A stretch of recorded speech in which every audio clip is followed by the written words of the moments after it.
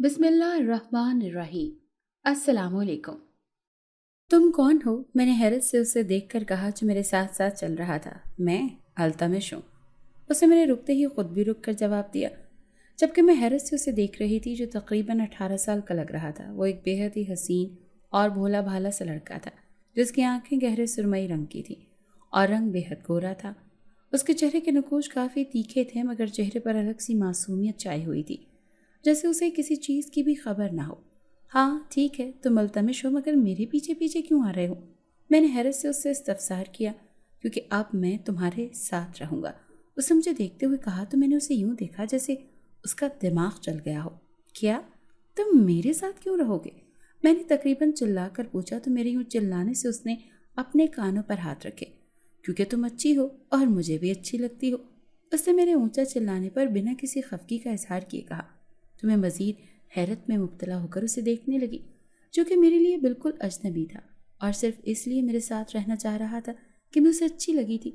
तुम मेरे साथ नहीं जा सकते और ना ही मैं तुम्हें अपने साथ रखूंगी, मैंने दो टोक अंदाज में कहा। तो वो बेचारगी से मुझे देखने लगा। उसका चेहरा देखकर ऐसा लग रहा था जैसे वो अभी इस दुनिया में आया हो, जैसे इस दुनिया में होने वाली किसी चीज़ के बारे में खबर ना हो। मैं उसे इनकार करके घर की तरफ चलने लगी, मगर दूर जाकर पीछे मुड़कर देखा तो सुकून भरा सांस भरा, क्योंकि वो लड़का मुझे कहीं भी नजर नहीं आया। मैं उसे अपने साथ घर ले जाती तो न जाने कौन सा हंगामा बर्पा हो जाता। ना ही मैं उसे बता सकती थी कि उसे अपने साथ ना ले जाने की वजह क्या थी। मुझे लग रहा था कि शायद वो यतीम या फिर लावारिस था, तभी वो यूं मुझे अपने साथ रखने को बोल रहा था। ये गर्मी का मौसम था, तभी हवा से बेहद तपिश उठ रही थी और गर्मी की शिद्दत से मेरा बुरा हाल था और मेरा पूरा जिस्म पसीने में शराबूर हो चुका था। यहाँ से कोई रिक्शा या टैक्सी भी नहीं मिल रही थी, जिसकी वजह से मुझे पैदल ही घर जाना पड़ रहा था। यूं ही गर्मी को बर्दाश्त करते हुए मैं उसी अजनबी लड़के के बारे में सोचती हुई आगे बढ़ती जा रही थी। उसकी बेचारगी भरे लहजे और मासूम से चेहरे पर मुझे अब तरस आ रहा था, मगर मैं भी मजबूर थी कि उसे अपने साथ नहीं रख सकती थी, जो कि बेहद हसीन होने के साथ साथ मासूम भी था। मैंने घर पहुंचकर दरवाज़ा बंद किया तो पहला सामना चच्ची से हुआ। आ गई सैर सपाटे करके? चच्ची ने तंजिया अंदाज में पूछा। अब्बू की कब्र पर फातह पढ़ने के लिए कब्रिस्तान तक गई थी चच्ची, मैंने धीमे लहजे में वजाहत देनी चाही ताकि चच्ची भड़के नहीं। हाँ हाँ, इस घर में तो कोई मर्द ही नहीं है तुम्हारे बाप की कब्र पर फातह पढ़ने के लिए, जो तुम्हें इस कड़ी दोपहर और गर्मी में कब्रिस्तान जाना पड़ा। सच सच बता, कहाँ से आ रही है? चच्ची ने मेरा बाजू मरोड़कर गुस्से से पूछा तो मेरे हलक से दबी दबी सी कर्राह निकली। अभी मैं कुछ कहती कि अचानक चच्ची जोर से चीख उठी। मैंने अपनी तकलीफ को जब्त करते हैरत से चच्ची को देखा तो उसका वही बाजू पीछे मुड़ा हुआ था जिससे उसने मेरा बाजू मरोड़ा था और मुसलसल कर्रा रही थी। मुझे समझ नहीं आया कि चच्ची को हुआ क्या। तभी घबराकर पूछा कि क्या हुआ चच्ची? मेरा पूछना था कि चच्ची जोर जोर से रोने लगी। ये मेरे पीछे देख, कौन है जिसने मेरा बाजू मरोड़ा है? ऐसा लग रहा है जैसे बाजू तोड़ देगा, चच्ची ने कहा। तो मैं उनकी बात पर हैरान रह गई, क्योंकि चच्ची के पीछे तो कोई भी नहीं था, बल्कि मेरी नज़र में तो उसने खुद ही अपना बाजू पीछे मरोड़ रखा था। कोई भी नहीं है चच्ची, मैंने यकीन दिलाना चाहा तो उसने कराते हुए मुझे गुस्से से घूरा और फिर खुद गर्दन घुमाकर पीछे देखा, मगर पीछे तो कोई नहीं था और ना ही कोई चच्ची को नजर आया।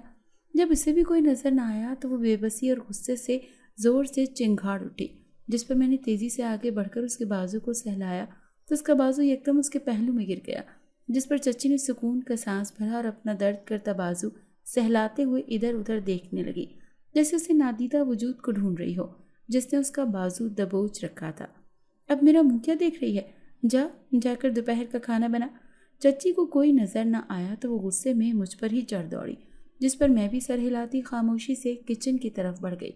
दोपहर के खाना वगैरह बनाकर मैंने सारा खाना टेबल पर लगाया और फिर हाथ धोकर छत की जाने पड़ी, जहाँ मौजूद वाहिद और अकलौता छोटा सा कमरा मेरी मलकियत था।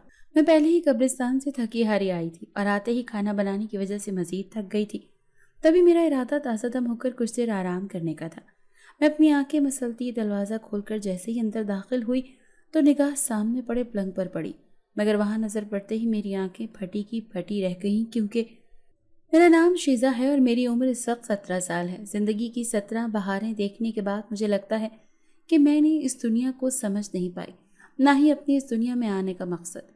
यूँ तो खुदा ने सबको अपनी इबादत करने और मखलूक खुदा के काम आने के लिए पैदा किया है और उसकी बनाई हुई कोई भी शय बेकार नहीं, لیکن نہ جانے کیوں مجھے لگتا ہے جیسے میں اس دنیا میں پڑا ایک بیکار پرزا ہوں، جس کی کسی کی زندگی میں بھی کوئی اہمیت نہیں۔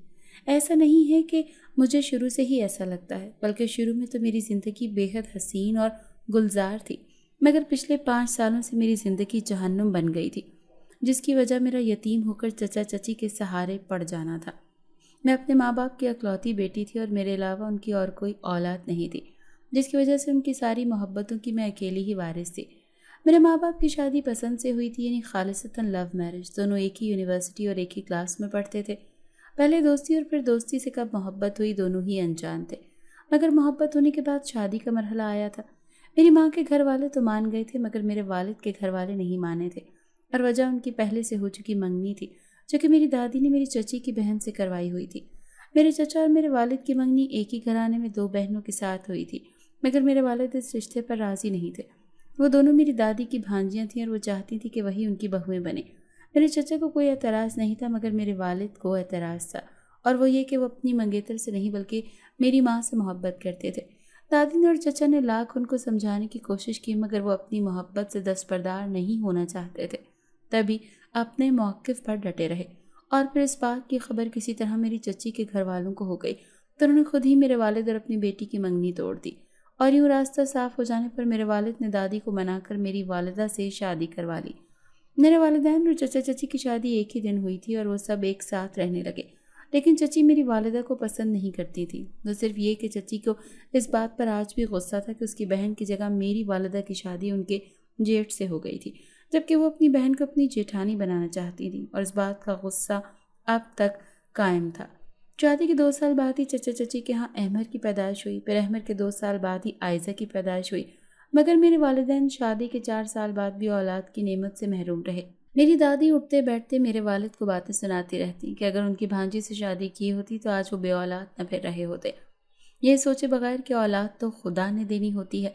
جب جب میری دادی میرے والد کو کوستی یا تانے دیتی، تب تب میری چچی کو خوشی محسوس ہوتی، اور وہ بھی ساتھ ٹاکرا لگا جاتی کہ میری والدہ نے ان کی بہن کی خوشیوں کے قبر پر اپنی خوشیوں کا محل تعمیر کیا ہے، تو وہ خوش کیسے رہ سکتی ہیں۔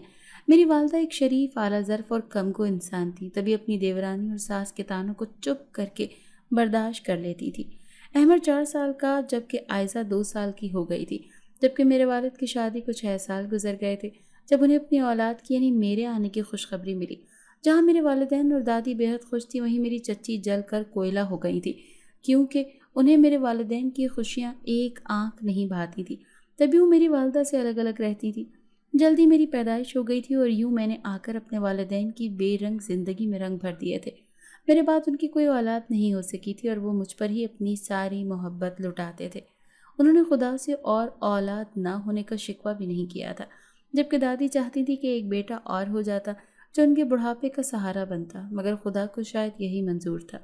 زندگی رفتہ رفتہ گزرنے لگی تھی۔ جہاں میرے والدین اور باقی سب مجھ سے بے حد پیار کرتے، وہیں میری چچی کو میں ایک آنکھ نہ بھاتی تھی۔ وہ مجھے بات بات پر ڈانٹتی اور بلا وجہ مار بھی دیتی۔ مجھے کبھی ان کے رویے کی سمجھ ہی نہیں آئی تھی، جس پر میں اپنی ماں سے شکایت کرتی اور میری ماں ان سے جواب طلب کرتی تھی۔ پہلے وہ چپ رہتی، لیکن بات اب ان کی اولاد کی یعنی کہ میری تھی، جس کی وجہ سے وہ بول پڑتی تھی۔ تبھی گھر میں اب لڑائیاں ہونے لگی تھی۔ میں 5 سال کی تھی جب میرے نانا نانی کی وفات ہوئی۔ اس کے بعد میرے اکلوتے ماموں اپنی بیوی بچوں سمیت ہمیشہ کے لیے جرمنی شفٹ ہو گئے۔ زندگی یوں ہی اونچ نیچ میں گزرنے لگی۔ میں 10 سال کی ہوئی تو میری دادی بھی خالق حقیقی سے جا ملی۔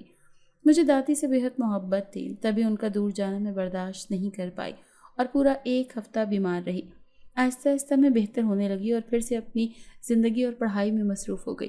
احمد مجھ سے 6 سال بڑا تھا، لیکن اس کا رویہ میرے ساتھ بے حد اچھا تھا، جبکہ عائزہ بھی اپنی ماں کی طرح مجھ سے چڑھتی تھی، کیونکہ اس کا بھائی اس سے زیادہ میرا خیال رکھتا تھا۔ میں بھی احمد کو بھائی ہی کہتی تھی۔ میں 12 سال کی ہوئی تو مجھ پر نئی اور جان لیوا قیامت ٹوٹ پڑی۔ میرے والد کا ایکسیڈنٹ ہو گیا اور وہ زندگی کی بازی ہار گئے۔ اس صدمے میں میری ماں اپنا ذہنی توازن کھو بیٹھی۔ مائکہ رہا نہیں تھا کہ نانا نانی کی وفات کے بعد میرے ماموں اپنی بیوی بچوں سمیت جرمنی سے شفٹ ہو گئے تھے، اور میں بے حد چھوٹی تھی اور چچی تو پہلے ہی میری ماں سے خار کھاتی تھی۔ تبھی اس نے میری ماں کو سنبھالنے سے انکار کر دیا اور یوں چچا نے میری ماں کو پاگل خانے بھیج دیا۔ میرے بابا کی نسبت میرے چچا بے حد دبی ہوئی شخصیت کے مالک تھے، جس کی وجہ ان کا کچھ کم پڑھا لکھا ہونا اور باقی سب کا ان پر غالبانہ رویہ بھی تھا۔ جب تک دادی زندہ رہی تب تک وہ چچا پر اپنی مرضی چلاتی رہی اور چچا کو کبھی اپنی مرضی چلانے کا موقع نہ مل سکا، اور بدقسمتی سے ان کو بیوی بھی ایسی ملی جو اپنی منوانا چاہتی تھی۔ جب ان کی شادی ہو گئی تو بیوی پر روب جمانے کے بجائے وہ خود بیوی کے روب میں آ گئے اور پھر ہمیشہ چچی کے روب میں ہی رہے، کبھی اپنی نہ منوا سکے۔ یہی وجہ تھی کہ جب بھی چچی کا رویہ میرے ساتھ یا میری ماں کے ساتھ برا ہوتا تو چچا چچی کو کچھ بھی نہ کہتے۔ چچی کے کہنے پر ہی چچا نے میری ماں کا علاج کروانے کے بجائے انہیں پاگل خانے بھجوا دیا تھا، اور پچھلے کئی سال سے میری ماں کا علاج نہیں ہو رہا تھا بلکہ وہ پاگل خانے میں قید ہیں، جہاں ان کی حالت سنبھلنے کے بجائے مزید بگڑ گئی ہے۔ میں چچا کے ساتھ پہلے اکثر اپنی ماں سے ملنے جایا کرتی تھی، مگر وہ مجھے پہچانتی ہی نہیں تھی، اور اب تو وہ مجھے دیکھتے ہی نقصان پہنچانا شروع کر دیتی تھی۔ یہی وجہ تھی کہ پچھلے 6 مہینے سے میں اسپتال اپنی ماں سے ملنے ہی نہیں گئی تھی۔ ہاں، لیکن میں اپنے بابا کی قبر پر اکثر جایا کرتی تھی، کبھی اکیلی تو کبھی احمد یا چچا کے ساتھ، مگر کیونکہ وہ لوگ میرے بابا کی قبر پر فاتح خوانی کرنے نہیں جاتے تھے، جس کی وجہ سے مجھے ہی اپنے بابا کی قبر پر فاتح خوانی یا قرآن خوانی کے لیے جانا پڑتا تھا۔ زندگی یوں ہی گزرتی جا رہی تھی۔ چچی نے مجھے میٹرک کے بعد اسکول سے ہٹا لیا، جس کی وجہ یہ بتائی گئی کہ ان کے پاس میرا بوجھ اٹھانے کے لیے پیسے نہیں ہیں۔ یوں بھی مہنگائی تو بے حد بڑھ گئی تھی۔ میں ان کے اس فیصلے پر دنگ رہ گئی تھی، کیونکہ عائزہ بھی پڑھ رہی تھی، اس کو تو پڑھائی سے نہیں ہٹایا گیا تھا۔ میں نے احتجاج کیا تو میری ایک بھی نہ سنی گئی اور مجھے گھر بٹھا دیا گیا۔ چچا یا احمد نے بھی کچھ نہ کہا، مگر جب میں نے احمد سے سفارش کرنے کو کہا تو اس نے بھی یہی کہا کہ میں پڑھ لکھ کر کیا کروں گی، بعد میں بھی تو شادی ہی کرنی ہے، تو اس لیے بہتر ہے کہ میں پڑھائی کو بھول جاؤں۔ میں احمد کا رویہ دیکھ کر اس سے یہ بھی تھا کہ وہ میرا صرف کزن تھا، بھائی وہ صرف عائزہ کا ہی تھا، اور چچی بھی عائزہ کو کیوں پڑھاتی تھی، ہٹا دیتی، بوجھ تو صرف میں ہی تھی ان پر۔ اس دن کے بعد سے میں نے کسی سے بھی کچھ کہنا چھوڑ دیا اور بے حد کم گو ہو کر اپنے آپ میں گم رہنے لگی۔ مجھے میرے ماں باپ یاد آتے تھے جو مجھ پر جان چھڑکتے تھے۔ میں گھر پر فارغ رہتی تھی، تبھی چچی نے کاموں میں ہاتھ کھینچ لیا اور سارے کاموں کی ذمہ داری مجھ پر ڈال دی گئی۔ میں کچھ کہہ بھی نہیں پائی، کیونکہ کون سا چچی کو منع کرنے والا کوئی تھا۔ میرا سارا دن کاموں میں جتی رہتی تھی۔ پہلے سب کے لیے ناشتہ بناتی، پھر پورے گھر کی صفائی کرتی، دوپہر کا کھانا بناتی اور ان کے گندے برتن دھو کر سارے کپڑے دھوتی، اور پھر رات کا کھانا بنا کر سب کے کھانا کھانے کے بعد پھر سے برتن دھوتی۔ اب میری زندگی کی یہی روٹین بن گئی تھی اور میرا سارا دن کاموں میں ہی گزر جاتا۔ عائشہ میرا بالکل بھی ہاتھ نہیں بٹاتی تھی کہ وہ تو پڑھ رہی تھی، اور چچی نے یہ کہہ کر ہاتھ بٹانا چھوڑ دیا تھا کہ اب مجھ بوڑھی سے کام نہیں ہوتے۔ میرا اس گھر کے علاوہ اور کوئی ٹھکانہ بھی نہیں تھا، تبھی میں بنا کوئی چوں چرا کیے چچی کی کڑوی کسیلی باتیں سننے کے ساتھ ساتھ کام بھی کرتی، مگر چچی پھر بھی میرے ہر کام میں نقص نکالتی رہتی تھی، چاہے میں سب کچھ ٹھیک ٹھاک ہی کیوں نہ کروں۔ کبھی کبھی میرا دل چاہتا تھا کہ میں سب کچھ چھوڑ چھاڑ کر کہیں دور بھاگ جاؤں، مگر یہاں سے دور بھاگ کر میں جا بھی کہاں سکتی تھی کہ اس گھر کے علاوہ میرا کوئی اور ٹھکانہ بھی نہیں تھا، نہ ہی کوئی رشتہ دار تھا جس کے پاس میں چلی جاتی اور وہ آسانی اور خوشی سے مجھے اپنے پاس رکھ لیتا۔ اسی لیے مجبوری کے تحت ہی صحیح میں اپنی زندگی اسی گھر میں گزارنے پر مجبور تھی کہ یہاں اس گھر کی چھت تلے میں اور میری عزت و آبرو محفوظ تو تھی، ورنہ یہاں سے نکل کر نہ جانے کن کن حالات کا سامنا کرنا پڑتا۔ اس دن بھی گھر پر صرف چچی ہی تھی، جبکہ چچا اور احمد گھر پر نہیں تھے اور عائزہ یونیورسٹی گئی ہوئی تھی۔ چچی اپنے کمرے میں آرام کر رہی تھی، تبھی میں موقع دیکھ کر اپنے بابا کے قبرستان پر چلی آئی تاکہ فاتح خوانی کرنے کے ساتھ ساتھ قبرستان کی صفائی بھی کر سکوں۔ چچی کی بے جا پابندیوں کی وجہ سے میں کئی دن سے یہاں تک نہیں آ پائی تھی، تبھی یہاں آ کر پہلے میں نے فاتح خوانی کی اور پھر قبر کی صفائی، اس پر نئی مٹی ڈالی، جڑی بوٹیاں اور گھاس جو قبر پر اگ گیا تھا وہ ہٹایا اور پانی چھڑک کر قبر پر تازہ گلاب کے پھولوں کی پتیاں بکھیری۔ پھر وہی بیٹھ کر میں اپنے بابا کی قبر سے باتیں کرتے ہوئے انہیں ہر بات بتانے لگی کہ کیسی چچی مجھ سے برا سلوک کرتی ہیں۔ میں بات کرتے کرتے رونے لگی تھی، ایسے جیسے کوئی چھوٹا بچہ اپنی ٹیچر سے کسی دوسرے بچے کی شکایت لگاتا ہے۔ بالکل ایسے ہی میں اپنے بابا سے اپنی چچی کی شکایت لگا رہی تھی، مگر مجھے اچھے سے معلوم تھا کہ میرے باپ باپ میرے حوالے سے چچی سے باز پرس کر ہی نہیں سکتے تھے۔ اسی دوران مجھے ایسا محسوس ہوا جیسے کوئی مجھے دیکھ رہا ہے، مگر جب آس پاس نظر دوڑائی تو کوئی بھی مجھے نہیں دیکھ رہا تھا، جس پر میں نے آخری دفعہ سورہ فاتح پڑھی اور اپنے بابا کی بخشش کی دعا کر کے اٹھ کھڑی ہوئی اور قبرستان سے باہر نکل کر گھر کی طرف بڑھنے لگی، مگر مجھے اپنے پیچھے نہ صرف کسی کی موجودگی کا احساس ہو رہا تھا بلکہ کسی کے قدموں کی آہٹ بھی صاف سنائی دے رہی تھی۔ میں نے تیزی سے رخ موڑ کر دیکھا تو یہ دیکھ کر پریشان ہو گئی کہ پیچھے کوئی بھی نہیں تھا، اور میرے رکتے ہی مجھے قدموں کی آہٹ سنائی دینا بھی بند ہو گئی تھی۔ میں نے خوف سے زیر لب آیت الکرسی کا ورد کرنا شروع کیا اور پھر تیزی سے بھاگنے لگی۔ مگر اب وہ نادیدہ قدم میری طرح میرے پیچھے بھاگنے لگے۔ میں رک کر تیزی سے پلٹی تو بے اختیار پیچھے کو کھسکی، کیونکہ سامنے ایک بہت خوبصورت لڑکا کھڑا تھا جو تقریباً مجھ سے 1-2 سال بڑا ہی ہوگا، اور اپنی گہری سرمئی رنگ کی آنکھوں سے مجھے ہی دیکھ رہا تھا۔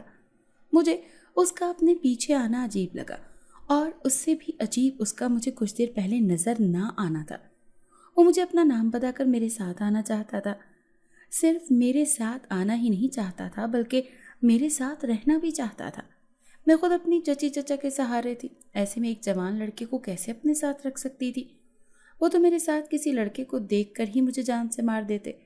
میں اسے انکار کر کے گھر واپس آ گئی تھی، اور پھر گھر واپس آ کر چچی سے ڈانٹ کھائی تھی کہ میں اکیلی قبرستان کیوں گئی، وہ بھی اتنی دوپہر کو، اور ان کو بنا بتائے۔ میں ان کی ڈانٹ کھا کر کچن میں گئی، اور پھر کھانا وغیرہ بنا کر چھت پر موجود واحد کمرے کی جانب بڑھی جو کہ میری ہی ملکیت تھا۔ میں چھت پر اکیلی رہتی تھی، اور یہ چچی کا ہی حکم تھا جب میں ان سے الگ تھلگ ہی رہوں۔ میرا ارادہ اتنی تھکن کے بعد کچھ دیر آرام کرنے کا تھا، کیونکہ میں قبرستان سے آنے اور پھر کھانا بنانے کے بعد کافی تھک گئی تھی۔ میں کمرہ کھول کر اندر داخل ہوئی ہی تھی جب میری نظر سامنے پلنگ پر پڑی، مگر پلنگ پر نظر پڑتے ہی میری آنکھیں پھٹی کی پھٹی رہ گئی تھی، کیونکہ سامنے ہی میرے پلنگ پر وہی لڑکا التمش لیٹا ہوا تھا اور گہری نیند میں گم تھا، اور اس کی گہری نیند کا پتہ مجھے کمرے میں گونجتی اس کی بھاری سانسوں کی آواز سے چلا۔ اس سے پہلے کہ میں چیختی، میں نے تیزی سے اپنے منہ پر ہاتھ رکھ کر اپنی چیخوں کا گلا گھونٹا، ورنہ میری چیخیں سن کر چچی تو لازمی یہاں آ جاتی۔ میں نے تیزی سے دروازہ بند کیا اور پلنگ کی جانب بڑھ کر اس لڑکے التمش کو جھنجھوڑ ڈالا، جس پر وہ ہڑبڑا کر اٹھ بیٹھا۔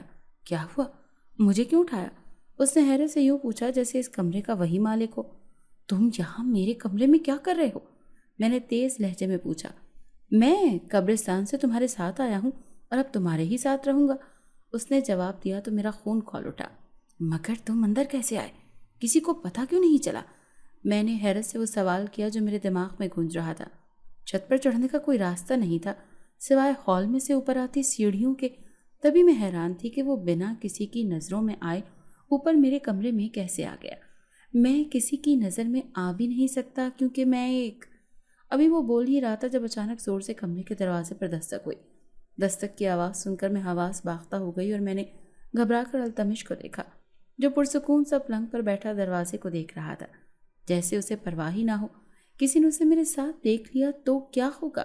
التمش سے نظریں ہٹا کر میں نے تیزی سے کمرے کا جائزہ لیا، مگر کمرے میں ایک پلنگ، الماری اور دیوار پر لگے آئینے کے علاوہ کوئی جگہ نہیں تھی جہاں میں التمش کو چھپا کر آنے والوں کے سوالوں سے بچ سکتی۔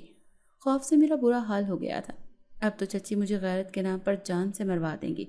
کمرے میں کوئی کھڑکی بھی نہیں تھی جہاں سے میں اسے اس کمرے سے بھگا دیتی۔ جاؤ دروازہ کھولو، التمش نے کہا تو میں نے ایک بے بس سی نظر اس پر ڈالی اور دروازے کی جانب بڑھی کہ دروازہ کھولتی تو بھی شامت آنی تھی اور نہ کھولتی تو بھی شامت ہی آنی تھی۔ تبھی میں نے دروازہ کھولنے کا فیصلہ کیا کہ اب جو ہوگا دیکھا جائے گا۔ میں صاف صاف بتا دوں گی کہ میں التمش کو نہیں جانتی کہ یہ کون ہے اور یہاں میرے کمرے میں کیسے اور کیا کر رہا ہے۔ آر یا پار کا فیصلہ کرتے ہوئے میں نے دروازہ کھول دیا اور خود ایک طرف کھڑی ہو گئی۔ التمش اب بھی پلنگ پر بیٹھا ہوا تھا اور آنے والی عائزہ تھی۔ کس سے باتیں کر رہی ہو تم؟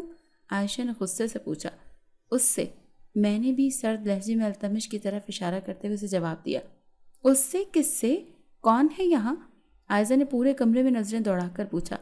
یہاں یہ ہے نا، اس سے باتیں کر رہی تھی میں نے اب کی بار بھڑک کر کہا تو عائزہ نے ایک بار پھر حیرت سے بیڈ کی طرف دیکھا۔ لگتا ہے اکیلے رہ رہ کر تمہارا دماغ سٹھیا گیا ہے۔ تمہارا جو خالی بیڈ سے باتیں کر رہی تھی نا تم، غصے سے کہہ کر وہ جیسے ہی آئی ویسے ہی واپس چلی گئی، جبکہ میں نے حیرت سے التمش کو دیکھا جو اب بھی بیڈ پر بیٹھا ہوا تھا، لیکن عائزہ کو نظر نہیں آیا۔ مجھے کچھ دیر پہلے کا منظر یاد آیا جب وہ کسی کو نظر نہیں آیا تھا اور میرے کمرے میں پہنچ گیا تھا، اور اب ایسے ہی وہ عائزہ کو بھی نظر نہیں آیا تھا۔ کون ہو تم؟ میں نے اب کی بار خوفزدہ سے انداز میں پوچھا، کیونکہ مجھے اس میں سچ میں ڈر لگنے لگا تھا۔ میں ایک جن زادہ ہوں اور اپنی دنیا سے یہاں انسانی دنیا میں آ گیا ہوں، اس نے کہا تو اس کی بات سن کر میں حیرت میں مبتلا ہو گئی۔ مجھے یقین نہیں آ رہا تھا کہ وہ ایک جن زادہ تھا، وہ بھی اتنا حسین۔ میں یقین کرنے کی متحمل نہیں تھی۔ میں کیسے مان لوں؟ میں نے سرسراتے لہجے میں بے یقینی سے پوچھا تو اس نے ایک نظر مجھے دیکھا اور پھر دیکھتے ہی دیکھتے غائب ہو گیا، جس پر میں بھونچکا رہ گئی۔ میں نے اسے پورے کمرے میں تلاش کرنا چاہا مگر وہ کہیں نہیں تھا۔ میں یہاں ہوں، کیا تم مجھے ڈھونڈ رہی ہو؟ نہ جانے کہاں سے اس کی آواز آئی تھی، مگر وہ خود مجھے نظر نہیں آیا۔ کہاں ہو تم؟ میں نے لرزتے ہوئے پوچھا۔ کیا تمہیں یقین نہیں آیا کہ میں ایک جن زادہ ہوں؟ التمش نے پھر سے سوال کیا، مگر سامنے اس بار بھی نہیں، مگر مجھے یقین آ چکا تھا کہ وہ ایک جن زادہ ہی ہے، کیونکہ ایک عام انسان اس طرح سے غائب ہو ہی نہیں سکتا۔ ہاں، مجھے یقین ہے کہ تم ایک جن زادے ہو۔ میرا اتنا ہی کہنا تھا کہ وہ میرے سامنے نمودار ہو گیا۔ میں نے ایک بار پھر سے اسے غور سے دیکھا تو وہ مجھے انسان ہی لگا تھا، مگر تو وہ ایک جن زادہ ہی تھا، اور یہی حقیقت تھی۔ تم میرے ساتھ کیوں آئے ہو اور یہاں میرے ساتھ کیسے رہ سکتے ہو؟ میں نے ہچکچاتے ہوئے پوچھا، کیونکہ میں ایک جن زادے کو قطعی طور پر اپنے ساتھ رکھنے کے حق میں نہیں تھی۔ میں ایک جن زادہ ہوں، لیکن یقین کرو مجھ سے تمہیں کوئی خطرہ نہیں ہے۔ میں اپنی جناتی دنیا میں ہنسی خوشی رہ رہا تھا، لیکن پھر مجھے انسانی دنیا کو دیکھنے کا شوق پیدا ہوا، کیونکہ میرے گھر والے ہمیں جناتی دنیا میں آنے سے منع کرتے تھے۔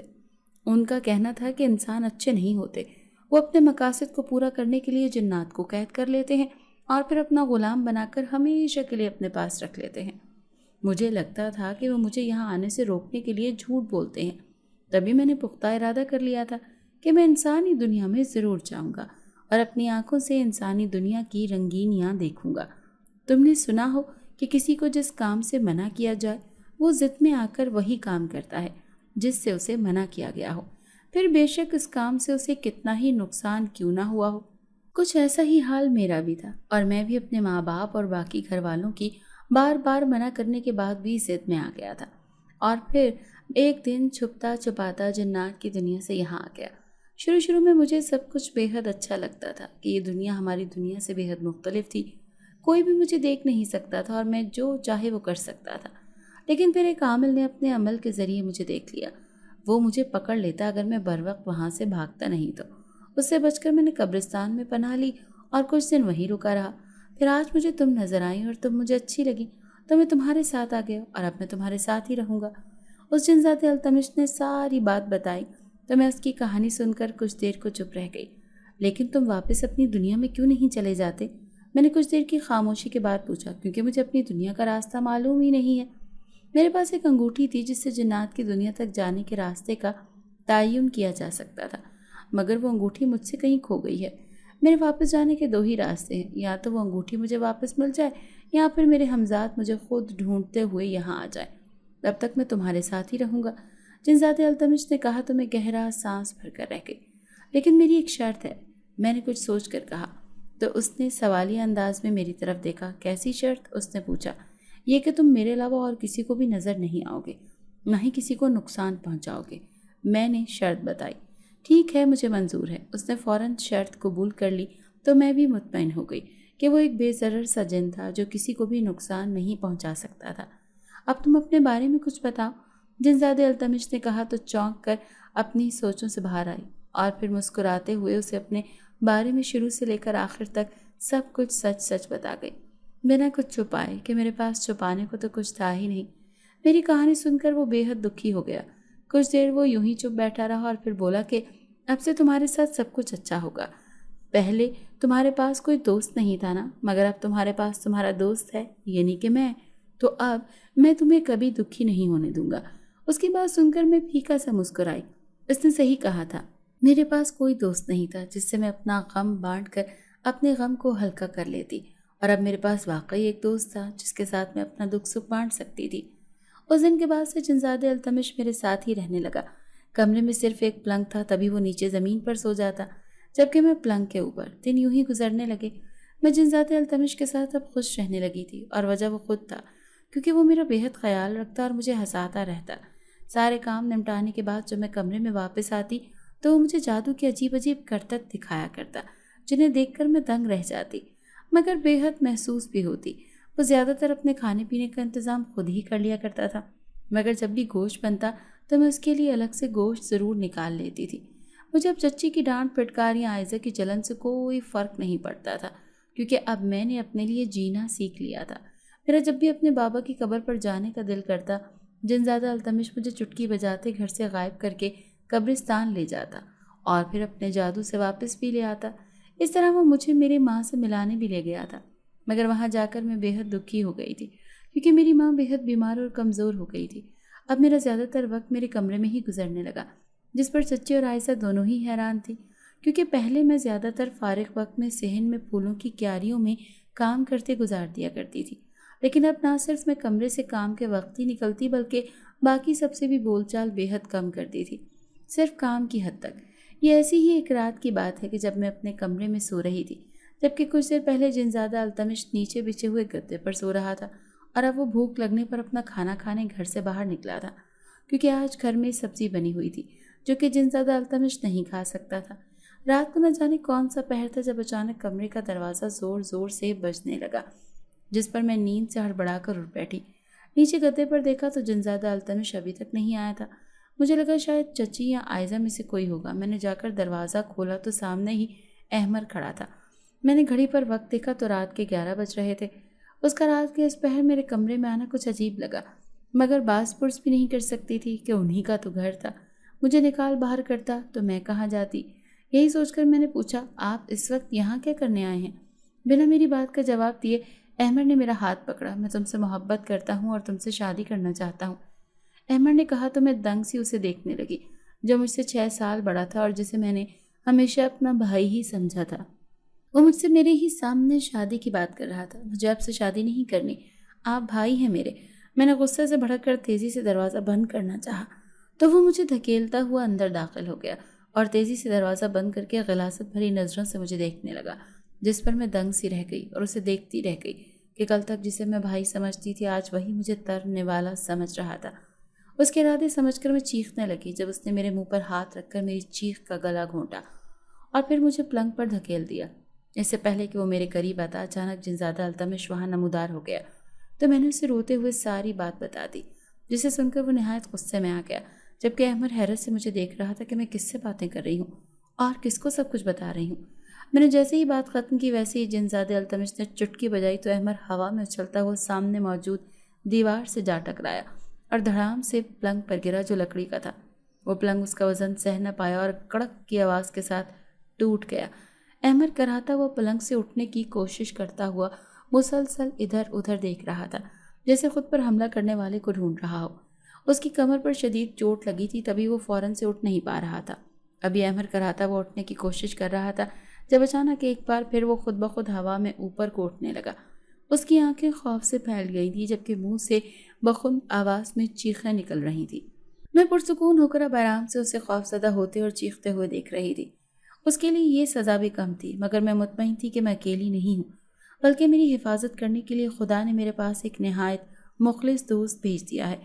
التمش جنزادے نے اپنے ہاتھ کو جھٹکا تو احمر پہلے اوپر چھت کے منہ کے بل ٹکرایا اور پھر تیزی سے گھومتا ہوا زمین پر دھڑام سے آ گرا۔ اب کی بار نہ صرف کمرہ بلکہ پورا گھر اس کی دردناک چیخوں سے گونج اٹھا تھا۔ اس کے ناک اور سر دونوں سے خون بہہ رہا تھا، ایک ٹانٹ ٹوٹ گئی تھی اور کمر میں بھی بے تحاشا چوٹ آئی تھی۔ میں اٹھ کر اس کے قریب آ کھڑی ہوئی اور نفرت سے اسے دیکھا۔ میں نے تمہیں بھائی سمجھا تھا، تمہارے گھر کی عزت تھی میں، اور تم نے اپنے ہی گھر کی عزت پر نقب لگانی چاہی۔ نفرت ہے مجھے تم سے۔ اتنا کہہ کر میں نے اسے ایک ٹھوکر رسید کی، تبھی دروازہ کھلا اور میرے چچا چچی اور عائزہ اندر داخل ہوئے۔ وہ سب احمر کو شدید زخمی حالت میں دیکھ کر پریشانی سے اس کی طرف لپکے، جبکہ چچی مجھے برا بھلا کہنے لگی، یہ کیا کیا ہے تم نے میرے بیٹے کے ساتھ؟ ایک تو تجھے ہم نے پالا پوسا اور تو ہمیں ہی نقصان پہنچا رہی ہے۔ چچی نے غصے سے بھڑک کر احمر کی ناک سے بہتا خون صاف کر کے مجھ سے کہا، ہاں تو جب میری عزت خطرے میں ہوگی اس جیسے وحشی سے تو میں اور کیا کروں گی؟ پوچھے اس سے کیا لینے آیا تھا یہ اس وقت میرے کمرے میں؟ میں نے بھی نفرت سے احمر کو دیکھتے دو بدو جواب دیا، کیا؟ چچا نے بے یقینی سے پہلے مجھے اور پھر کراتے ہوئے اپنے بیٹے کو دیکھا۔ جھوٹ بول رہی ہے یہ، میں نے اسے کمرے میں کسی لڑکے سے ملتے دیکھا تو اسے باز پرس کرنے آیا، مگر اس نے اس لڑکے کے ساتھ مل کر مجھے مارا اور پھر وہ بھاگ گیا۔ احمد نے کراتے ہوئے جھوٹ بولا تو میں حیرت سے اسے دیکھنے لگی، جو خود کو بچانے کے لیے میرا کردار مشکوک بنا گیا تھا۔ التمش نے غصے سے احمد کو دیکھا اور جو اس کے دوست کے بارے میں غلط بول رہا تھا۔ اس نے آگے بڑھ کر ایک زوردار لات احمد کے پیٹ پر رسید کی تو وہ درد سے بلبلاتا ہوا دوہرا ہو گیا اور بے تحاشا چیخنے لگا۔ میں نے فخریہ نگاہوں سے التمش کو دیکھا، جبکہ باقی سب پریشان ہو گئے کہ اسے اچانک کیا ہوا۔ اب بولو جھوٹ، جتنا جھوٹ بولو گے اتنی ہی تمہیں تکلیف ہوگی۔ میں نے بے نیازی سے کہا تو اس کا سر نفی میں ہل گیا۔ اس نے جادو کروایا ہے میرے بیٹے پر، تبھی یہ درد میں مبتلا ہے۔ چچی نے کہا تو میں نے تعصب سے اپنی چچی کو دیکھا اور پھر التمش کو اشارہ کیا۔ اس نے نیچے جھک کر احمد کے بال دبوچے اور اسے گھسیٹتا ہوا کمرے سے باہر نکال کر چھت پر لے آیا، جبکہ باقی سب حیرت اور خوف سے احمد کو خود گھسیٹتا ہوا دیکھ رہے تھے، کیونکہ انہیں التمش جن زیادہ نظر نہیں آ رہا تھا۔ یہ کیا ہو رہا ہے؟ عائزہ نے ہکلا کر پوچھا، کیونکہ احمد اب زمین پر تیزی سے گول گول گھومتا ہوا جا کر دیوار سے جا ٹکرایا اور اتنی چوٹوں کے بعد وہ بے دم سا ہو کر آخری دموں پر آ گیا۔ تیرا بیڑا غرق ہو، تو نے میرے بیٹے کا جادو سے کیا حال کر دیا، ہمارا کھایا اور ہمارا ہی جینا حرام کر دیا۔ چچی مجھے کوستی ہوئی چچا کی مدد سے احمد کو اٹھا کر نیچے چلی گئی، جبکہ اس سب کے بعد میں اپنے کمرے میں آ گئی اور پریشان ہو کر بیٹھ گئی کہ زندگی میں پہلے ہی مشکلات کم تھیں، اب نہ جانے مزید کیا دیکھنا باقی رہ گیا تھا۔ التمش نے مجھے تسلی دی، وہ میرے ساتھ تھا اور میں گھبراؤں نہیں، مگر کب تک؟ کبھی نہ کبھی اس کے ماں باپ آئیں گے اور اسے لے جائیں گے، یا شاید اسے اس کی انگوٹھی واپس مل جائے گی تو وہ اپنی دنیا میں لوٹ جائے گا۔ اس کے بعد میں کیا کروں گی؟ التمش جنزادہ مجھے سمجھا بجھا کر سلا گیا تھا، مگر نیند تو میری آنکھوں سے کوسوں دور تھی۔ اسی پریشانی میں رات بھر جاگتی رہی۔ اگلے صبح اٹھ کر میں ناشتہ بنانے اور کھانے نیچے گئی تو چچی نے وبال مچایا کہ خدا کی پناہ، یعنی اب میں وہاں نہیں رہ سکتی تھی، نہ ہی میں ان کے گھر کا کھا پی سکتی ہوں۔ چچی نے تو یہاں تک کہہ دیا کہ جس آشنا کو ملنے رات کو بلایا تھا نا، اسی کے ساتھ واپس چلی جاؤ۔ میں بے دل ہو کر واپس چھت پر اپنے کمرے میں آ گئی۔ جنزادہ التمش اپنے جادو کے ذریعے میرے لیے کھانا لے آیا۔ اس کے بعد سے روز یہی ہونے لگا، چچا نے میرا نیچے آنا بند کر دیا تھا، نہ ہی مجھے کھانا دیا جاتا، نہ ہی مجھ سے بات کرنے، یعنی کہ ایک طرح سے وہ مجھے سزا دی جا رہی تھی۔ جنزادہ التمش ہی میرے لیے تینوں وقت کے کھانے کا انتظام کرتا اور باقی وقت کا میں جنزادہ التمش سے باتیں کرنے اور یوں ہی اپنے کمرے میں ٹہلتے ہوئے گزار دیتی۔ جب چچا چچی کو ہی میری پرواہ نہیں تو پھر اب مجھے بھی ان کی پرواہ نہیں رہی کہ غلطی بھی ان کے بیٹے کی تھی اور اس پر یقین کر کے سزا بھی مجھے ہی دی جا رہی تھی، یعنی ان کی طرف سے میرا مکمل بائیکاٹ کر دیا گیا تھا۔ اس بائیکاٹ کو 2 ہفتے سے زائد کا وقت گزر گیا تھا۔ یہ ایسی ہی ایک شام تھی۔ کھانا کھانے کے بعد میں نے جنزادہ التمش سے کچھ دیر باتیں کی اور پھر سونے کے لیے لیٹ گئی۔ مجھے سوتا دیکھ کر جنزادہ التمش بھی سو گیا۔ رات کا نہ جانے کون سا پہر تھا جب مجھے کمرے میں عجیب سی گھٹن کا احساس ہوا، جیسے کمرے کا درجہ حرارت بڑھ گیا ہو۔ کمرے میں صرف میں اور التمش جنزادہ ہی تھے، مگر نیند میں بھی مجھے ہم دونوں کے علاوہ کسی کی موجودگی کا احساس ہو رہا تھا۔ میں نے اسی احساس کے زیر اثر مندی مندی آنکھیں کھول کر دیکھا تو نگاہ سامنے جا پڑی، جہاں مجھے ایک بڑا سا کالا سایہ نظر آیا۔ وہ سایہ اتنا بڑا تھا کہ پوری دیوار پر پھیلا ہوا تھا اور عجیب سا بھیانک منظر پیش کر رہا تھا۔ میں نے خوفزدہ ہوتے سہم کر دھیرے سے پلٹ کر اور ذرا سا جھک کر جنزادہ التمش کو دیکھا تو میری آنکھیں خوف سے ممکنہ حد تک بڑی ہوتی گئیں، کیونکہ اس کے نزدیک کوئی کالے کپڑوں والا بڑا سا وجود بیٹھا ہوا تھا۔ ڈم لائٹ میں مجھے اس وجود کے کالے اور بے حد گھنگریالے بال ہی نظر آئے تھے۔ میں بے تحاشا خوف سے چیختے ہوئے اٹھ بیٹھی اور تیزی سے جا کر اس وجود کو زوردار دھکا دے کر التمش سے دور ہٹایا اور التمش کو جھنجھوڑ کر اٹھانے لگی۔ میری چیخیں مسلسل جاری تھی، جن کے باعث میں ہانپ رہی تھی۔ التمش جنزادہ اٹھ کر بیٹھتا ہوا حیرانی سے سارا مسئلہ سمجھنے کی کوشش کر رہا تھا۔ اس سے پہلے کہ میں اسے کچھ بتاتی، اچانک کسی نے میرے بال دبوچے اور مجھے زور سے زمین پر پٹخ دیا۔ تکلیف کی شدت سے میری آنکھوں سے آنسو بہہ نکلے۔ ایسا لگ رہا تھا جیسے کسی نے میرے بال جڑ سے اکھیڑ دیے ہوں۔ میں نے تکلیف سے کراتے ہوئے پلٹ کر دیکھا تو میں بے ساختہ خوف سے چیخ اٹھی، کیونکہ التمش کے سامنے 2 جنات کھڑے تھے، ایک مرد اور ایک عورت، جن کا روپ بے حد بھیانک تھا، مگر خوف مجھے ان کے چہروں کے خوفناک تاثرات دیکھ کر آیا۔ میں خوف سے پیچھے کو کھسکی تو وہ جنزادی میری طرف بڑھی، مگر وہ مجھے نقصان پہنچاتی کہ التمش نے اسے پکڑا۔ والدہ، یہ میری دوست ہے، اس نے مجھے بچایا ہے۔ التمش کے کہنے پر میں حیران ہوئی، یعنی اس کے والدین تھے جو اب اسے لینے کے لیے آئے تھے، یعنی اب وہ چلا جاتا تو میرا کیا ہوتا؟ خوف سے میں رونے لگی۔ اس نے اپنے والدین کو شروع سے لے کر آخر تک ساری بات بتائی اور میرے حالات بھی۔ ساری بات سن کر اس کی جناتی والدین نے مجھے دیکھا۔ ہمیں آج ہی واپس جانا ہے، کیونکہ اگر ہم معینہ مدت میں اپنی دنیا میں نہ پہنچے تو وہاں کے دروازے ہم پر ہمیشہ کے لیے بند ہو جائیں گے، اسی لیے آج ہمارا جانا ضروری ہے۔ لیکن تم یہ رکھ لو، اسے جب بھی دباؤ گی تو ایک جن حاضر ہو جائے گا اور جو بھی تمہاری ہوگی ہر خواہش وہ پوری کرے گا اور مشکل وقت میں تمہاری مدد بھی کرے گا۔ لیکن جب تمہیں اس جن سے کام ختم ہو جائے تو اس کو 3 بار دبانا، پھر یہ جن ہمیشہ کے لیے آزاد ہو کر اپنی دنیا میں لوٹ آئے گا۔ التمش کے والد نے ایک انگوٹھی میری طرف بڑھا کر کہا اور پھر وہ تینوں الوداع کہتے ہوئے وہاں سے غائب ہو گئے۔ میں اب پرسکون تھی، میری دنیا چھت کے اس کمرے تک محدود ہو گئی تھی۔ جب بھی مجھے کسی چیز کی ضرورت ہوتی تو میں اس جن سے کہتی اور وہ میری ہر خواہش پوری کر دیتا۔ چچا چچی یا عائزہ نے پلٹ کر میری خبر تک نہ لی۔ کہ میں زندہ بھی ہوں یا مر گئی ہوں، مگر اب بھی میں بے فکر تھی۔ لیکن سب ٹھیک ہو کر بھی کچھ ٹھیک نہیں تھا۔ اس دوران میری ماں کی طبیعت بگڑی اور وہ بھی مجھے اس دنیا میں اکیلے چھوڑ کر اللہ کے پاس چلی گئی۔ میں ایک ہفتہ اسی غم میں بیمار اکیلے کمرے میں پڑی رہی۔ مجھ سے ماں بھی چھن گئی، جانے کا غم سہا نہیں جا رہا تھا۔ میں بس اب اپنے کمرے تک محدود تھی۔ مجھے یہ سب قید جیسا لگنے لگا تھا، لیکن پھر وہ ہوا جس کے بارے میں نے کبھی سوچا بھی نہ تھا۔ ہوا یہ کہ میرے اکلوتے جرمنی والے ماموں مجھے لینے کے لیے چلے آئے، وہ بھی ہمیشہ کے لیے۔ ساتھ میں ان کا بڑا بیٹا تھا جو مجھ سے 3 سال بڑا تھا، اور اسے میں نے بچپن کے بعد آج دیکھا تھا، جو بہت جوان اور ہینڈسم ہو گیا تھا۔ ماموں نے چچا سے بات کر کے میرا اور اس کا نکاح کروایا، اور پھر ہم کرائے کے گھر میں شفٹ ہو گئے۔ میرا پاسپورٹ اور ویزا بننے میں 1 مہینہ لگ گیا، اور 1 مہینہ ہم کرائے کے گھر میں رہے تھے، کیونکہ جاتے ہوئے ماموں اپنا گھر بیچ گئے تھے۔ میں بے حد خوش تھی، کیونکہ میرا کزن پلس شوہر بے حد اچھا اور محبت کرنے والا انسان تھا۔ 1 مہینے بعد ہم تینوں ہمیشہ کے لیے جرمنی روانہ ہو گئے۔ جانے سے پہلے میں نے 3 بار اس انگوٹھی کو رگڑ کر اس جن کو آزاد کر دیا تھا، اور چچا لوگوں سے مل کر بھی گئی تھی۔ احمد میری شادی پر تل ملایا تھا، مگر مجھے اس سے کوئی سروکار نہیں تھا۔ میں اپنے ماموں اور شوہر کے ساتھ جرمنی چلی آئی، جہاں میری ممانی اور نند نے میرا بہترین استقبال کیا۔ ممانی نے بتایا کہ ماموں بہت پہلے مجھے لانے کے لیے آنا چاہتے تھے، مگر وہ بیمار پڑ گئے تھے، اسی لیے اب ہمیشہ کے لیے یہاں لے آئے ہیں۔ یہ سب میرے لیے ایک خواب جیسا تھا، لیکن یہ ایک سنہرا سچ تھا۔ میں اپنی زندگی کی ساری تلخیوں کو بھول کر پھر سے نئی زندگی کی شروعات کر چکی تھی، جس میں کسی قسم کا غم نہیں تھا۔ اگر آپ کو آج کی ہماری کہانی پسند آئی ہے تو اسے لائک کیجیے اور اپنے پیاروں کے ساتھ شیئر کیجیے۔